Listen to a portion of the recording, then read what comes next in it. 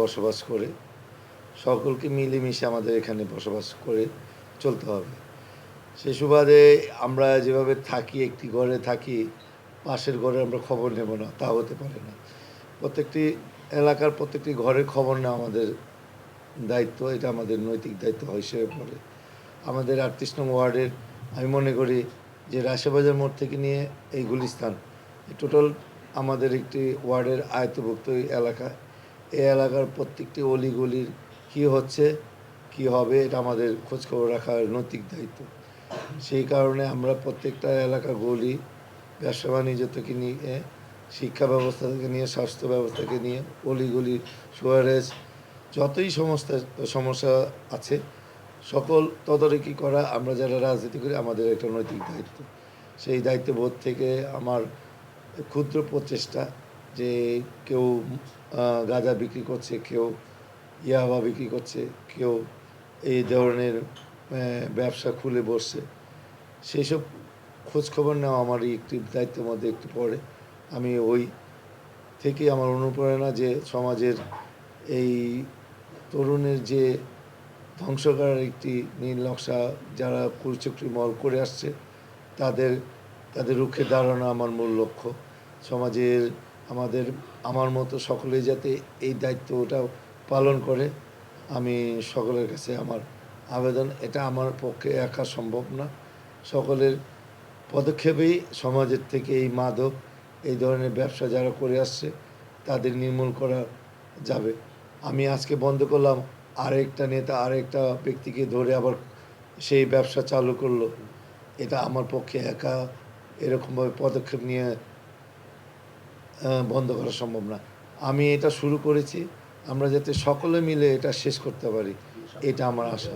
এখন ৫ই আগস্টের পরে আমরা সবাই যখন মাঠে ছিলাম তখন কিন্তু পুলিশের কোনো ভূমিকা ছিল না।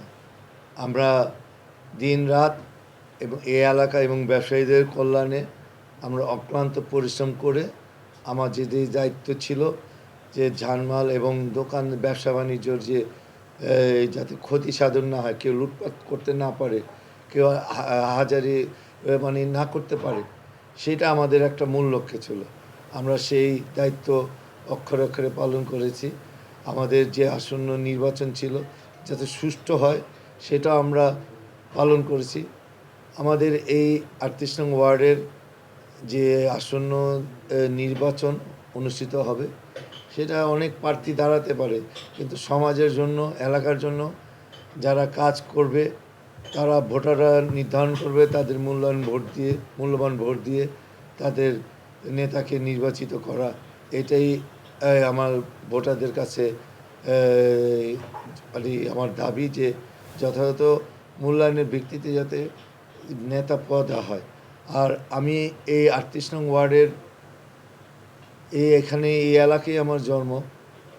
বিগত কয়েকটি কাউন্সিলর, চেয়ারম্যান এখানে নির্বাচিত হয়েছে, যারা যে কাজটি করতে পারেনি সেই কাজগুলো আমি করতে চাই।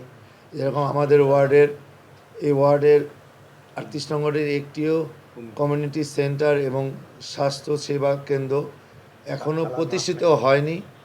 আমি ইনশাআল্লাহ জনগণের পাশে দাঁড়িয়ে এবং জনগণের রায় নিয়ে যদি আমি আমার এই দায়িত্ব পাই আগামীতে, ইনশাআল্লাহ এই ৩৮ নং ওয়ার্ডের একটি স্বাস্থ্য সেবা যেটা আছে, সামাজিক স্বাস্থ্য সেবা কেন্দ্র এবং কমিউনিটি সেন্টার, আমি আমাদের ঢাকা ৬ আসনের নেতা ইঞ্জিনিয়ার ইশরাক, ওনার সহযোগিতা ইনশাআল্লাহ এটা বাস্তবায়ন করব। এটা আমার মূল প্রতিশ্রুতি।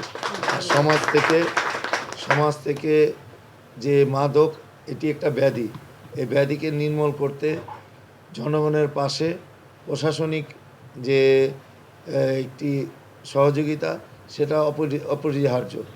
সেভাবে আমি কাজ করব প্রশাসন এবং জনগণকে নিয়ে এই মাদক নির্মূল করার জন্য, এবং জিরো টলারেন্সে আমার পদক্ষেপ থাকবে ইনশাআল্লাহ।